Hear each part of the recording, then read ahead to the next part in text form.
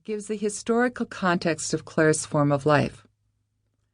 This is followed by topics 8 through 11, which provide a reading and commentary on this form of life.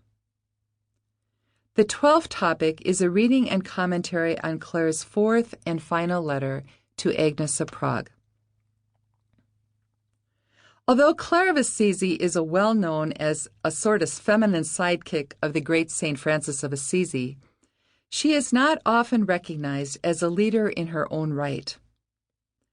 Even in the writings of Franciscan historians, Clare was more often than not seen as a footnote to the seemingly more important Francis and his followers.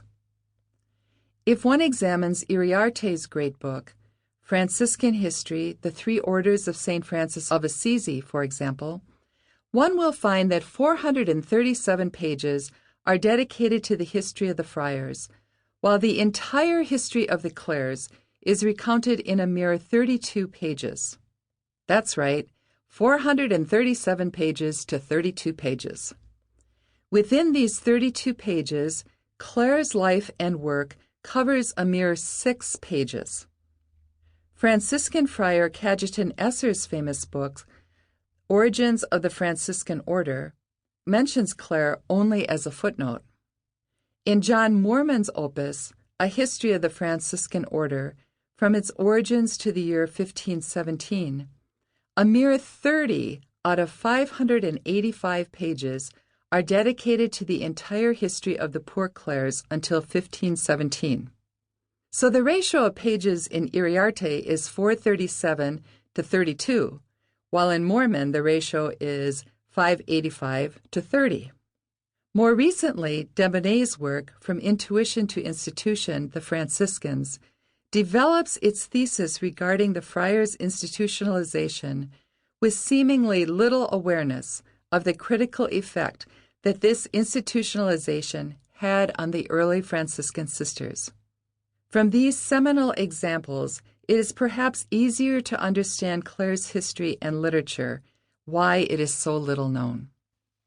While modern histories have downplayed the role of early Franciscan women, the earliest Franciscans had a very different experience concerning the role of women within the context of the early Franciscan movement. In the earliest days, the brothers went out to preach, to work, and, when work did not provide the needed resources, to beg. For their part, the sisters provided the brothers with a place to stay when they were sick, exhausted from their journeys, or needed spiritual encouragement. While the sisters needed the strength of the brothers for carpentry work and other heavy labor in their monastery, as well as for begging services for their needs and pastoral care, the brothers relied on the sisters for health care, lodging, and spiritual guidance. The early Franciscan vision was a vision of mutuality, with women and men relying on each other for various services. The brothers were not in charge of the sisters, but both brothers and sisters were needed to mirror the gospel image of Jesus and his disciples, who were fed and cared for in their needs by pious women. If the contribution of the sisters has not been recognized, it is certainly not because historians lack needed data. There are hundreds of papal letters that are addressed to early monasteries of women, more or less associated with Clare San Damiano Monastery. From these, it is possible to observe the religious trends and canonical rubrics of the time. In addition, we also have the 4 letters that Clare wrote to Agnes of Prague between 1234 to 1253, and Clare's form of life that she wrote for her sisters.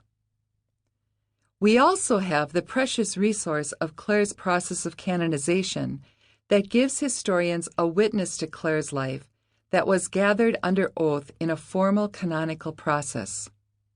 The historical data for Clare and her sisters, one could argue, is in many aspects more complete for Clare than it is for Francis, whose history is complicated by layers of hagiography cluttered by the multifaceted political issues of the early order.